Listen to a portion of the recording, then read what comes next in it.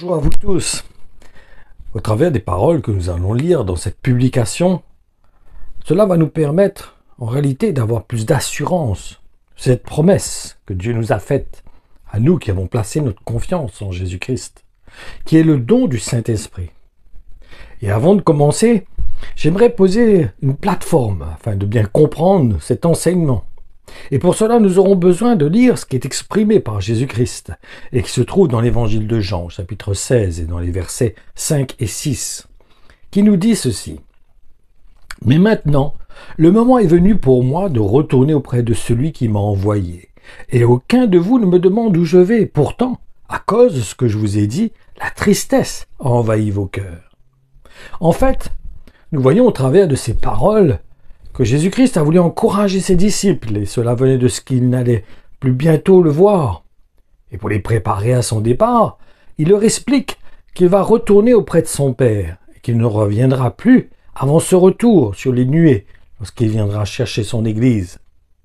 Et c'est vrai, puisque nous savons très bien qu'ils ne l'ont pas revu après qu'il soit monté dans les nuées.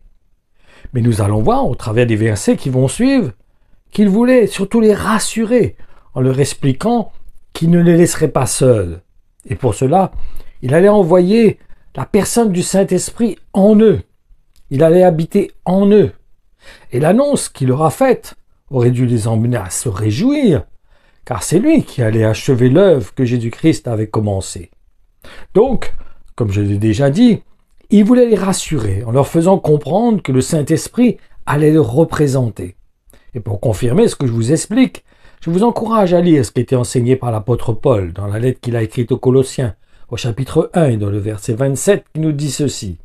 C'est à eux qu'il a voulu faire connaître quelle richesse, quelle splendeur renferme son plan secret en faveur des non-juifs. Ce secret, c'est tout simplement ceci, le Christ en vous. C'est en lui que se concentre toute la gloire future. Ce que nous devons bien comprendre dans la première partie de cette publication que je vous ai exprimée, c'est qu'au travers de ce que Jésus a expliqué aux disciples, c'était en réalité l'accomplissement de la promesse qui se trouve dans le livre de Joël, au chapitre 2, et dans le verset 28, qui dit que le Saint-Esprit sera répandu sur toute chair. Et il faut être clair, si cette promesse s'est concrétisée, c'est parce que le Fils de Dieu a accompli parfaitement l'œuvre que le Père lui avait confiée. C'est évident. C'est en effet son obéissance qui a permis l'envoi du Saint-Esprit dans les cœurs de ceux qui sont appelés à hériter du royaume de Dieu. Et je vous encourage à lire à ce sujet ce que Jésus-Christ a exprimé et qui est relaté dans l'évangile de Jean, au chapitre 16, et dans les versets 7 à 14. Il nous dit « Pourtant, je vous dis la vérité, il vaut mieux pour vous que je parte. En effet, si je ne pars pas, celui qui doit vous aider ne viendra pas à vous. Mais si je pars, je vous l'enverrai. Quand il sera venu, il prouvera à ceux qui vivent dans le monde la réalité du péché, de la justice et du jugement.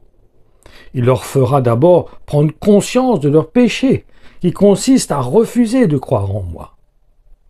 Et arrêtons-nous maintenant un instant sur l'enseignement qui se trouve dans l'évangile de Jean, au chapitre 15 et dans les versets 4 à 7, qui nous permet de bien comprendre ce que Jésus-Christ a voulu nous transmettre dans ce que je viens de vous exprimer. Qui nous dit ceci. Restez attachés à moi, comme moi je reste attaché à vous. Une branche ne peut pas donner de fruits toute seule. Elle doit rester sur la vigne. De la même façon, vous ne pouvez pas donner de fruits si vous ne restez pas attachés à moi. Je suis la vigne. Vous êtes les branches. Si quelqu'un reste attaché à moi, comme je suis attaché à lui, il donne beaucoup de fruits. En effet, sans moi, vous ne pouvez rien faire. Celui qui ne reste pas attaché à moi, on le jette dehors comme les branches. Alors les branches deviennent sèches. Qu'est-ce qu'on en fait? On les ramasse, on les jette dans le feu et elles brûlent. Mais si vous restez attaché à moi, et si mes paroles restent en vous, demandez ce que vous voulez, vous l'aurez. Donc, si nous revenons au verset 9 du chapitre 16 de l'évangile de Jean que nous avons lu, nous voyons en réalité l'importance de rester attaché à Jésus-Christ. En effet, cela est vital si nous voulons que le Saint-Esprit concrétise l'œuvre qui a été accomplie par le Fils de Dieu. Et pour bien comprendre la tâche qui a été confiée au Saint-Esprit, nous allons maintenant reprendre notre enseignement que nous avions commencé. mais maintenant donc au verset 10, qui nous dit ceci. Il leur montrera ensuite de quel côté est la justice, en leur révélant que je m'en vais auprès du Père lorsque vous m'aurez perdu de vue. Nous voyons donc au travers de ce verset qu'il y a bien une différence entre Jésus-Christ et le Saint-Esprit. En effet, il dit à ses disciples qu'ils ne le verront plus.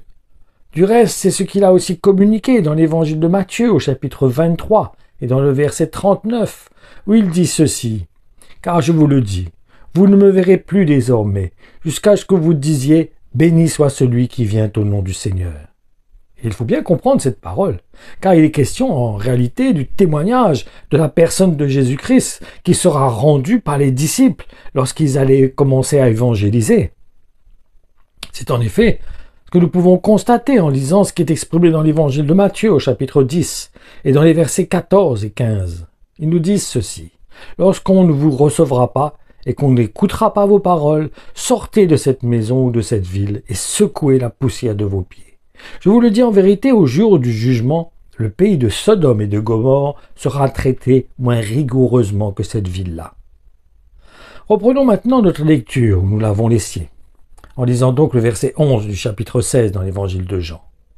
Il nous est dit, « Enfin, il leur ouvrira les yeux au sujet du jugement divin, puisque le dominateur, donc le diable, et donc le péché, la conséquence qui est le péché, de ce monde est d'ores et déjà condamné. » Le diable est déjà condamné.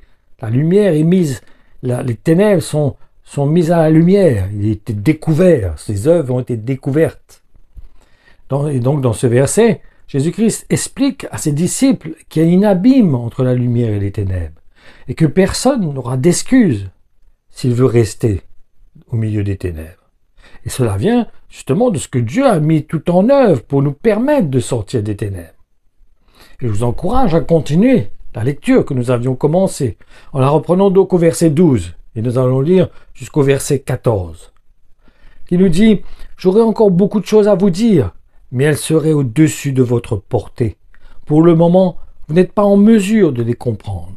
Quand l'Esprit de vérité sera venu, il vous conduira vers la vérité tout entière, car ce qu'il dira, il ne le tirera pas de son propre fond. Il répétera seulement ce qu'il aura lui-même entendu et vous annoncera ce qui doit arriver. Sa mission sera de manifester ma gloire, car il puisera dans ce qui est à moi et vous le communiquera. » Ma conclusion de cette publication, c'est que dans les versets que nous avons lus, nous voyons la continuité, ou plutôt l'aboutissement de l'œuvre qui a été accomplie par Jésus-Christ et qui a été permis au travers de son sacrifice. Et cela pour tous ceux qui placent leur confiance en Jésus en tant que Christ, le Fils de Dieu qui est venu en chair, en recevant donc la plénitude du Saint-Esprit en eux. Et c'est pour cela que dans la parole de Dieu, il est dit dans Romains que c'est celui qui est conduit par l'Esprit qui est enfant de Dieu.